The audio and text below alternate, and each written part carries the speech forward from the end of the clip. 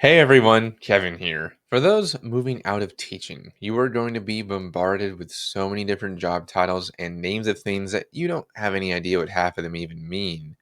And the L&D field is certainly no different in that regard. In fact, there's one question that I get often enough that I figured I should explain it. What the heck is the difference between instructional design and learning experience design? These two titles appear rather frequently if you're looking to break into the field, and it is definitely something most transitioning teachers could use some clarification on, since the job descriptions don't seem all that different. And there's a reason for that.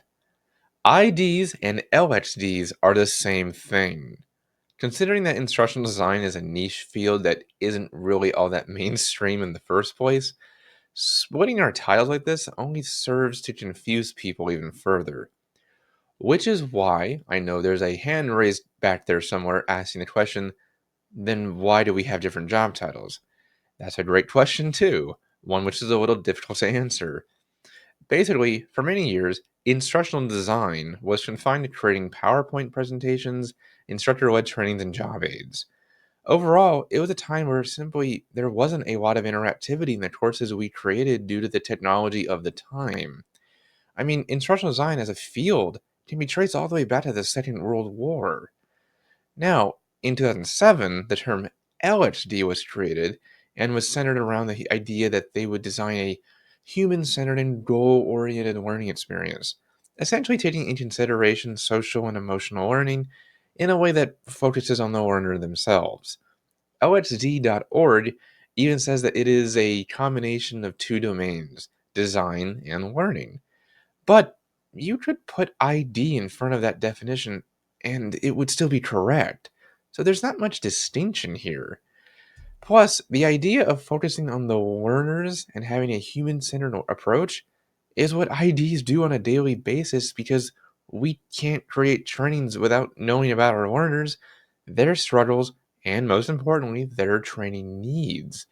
So again, LXD and ID have no real difference there. LHDs would also claim that the products they create must be goal oriented and have both practical and appealing features, except that the entire field of instructional design formed around the need to teach people knowledge and skills, so we're already quite goal oriented as it is. As for appealing features, the quality that depends on how well the ID in creating the content knows the audience and how good the needs analysis was. Our purpose is to solve training problems first and then second make it interactive. But besides that, there's literally no difference. LXD.org also claims that LXDs need to comprehend how human cognition works and how we learn from experience, and that they have both a theoretical and practical understanding of learning. However, I am pretty sure that, for one, every ID would say that we need to understand the science of learning and have practical knowledge about how people learn. We can't do our job without it. So again, there's no really any difference there. I guess this all begs the question though, then why do we have the distinction in the first place? Well, like I said, old style ID wasn't interactive and lacked that personal touch beyond PowerPoint type training. However, it's not that way at all anymore, and IDs do far more in that department. Though this slide based way of learning still does linger here and there, particularly with tools like Articulate Storyline. Side note, that's actually why I don't like Storyline all that much.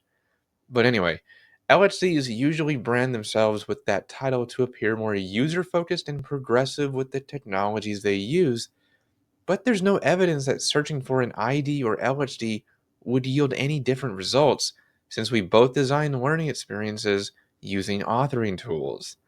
Even job descriptions for IDs and LXDs are often virtually identical, and the job title more comes down to the company's preference rather than any other reason. Devlin Peck put this really well at one point by saying that LXD is a marketing term to refer to a specific brand of instructional design. IDs sometimes opt for the LXD title to distinguish themselves from traditional IDs. They seek to use the full power of the web to design engaging experiences, and they often aim to move away from information heavy, slide based e learning. So while it is nice to think about learning as an experience as opposed to a course, this shift is thought likely to not warrant a new title. In the end, if you want to become an ID, go ahead and search for LHD roles too. They're exactly the same for all intents and purposes. You won't really be doing anything different regardless of which title you use. But with that, I'll end it there for today. If you have any questions or would like some further clarification on the topic of IDs versus LHDs, please let me know. I'm always here to help clear things up and get you moving forward. See you next time.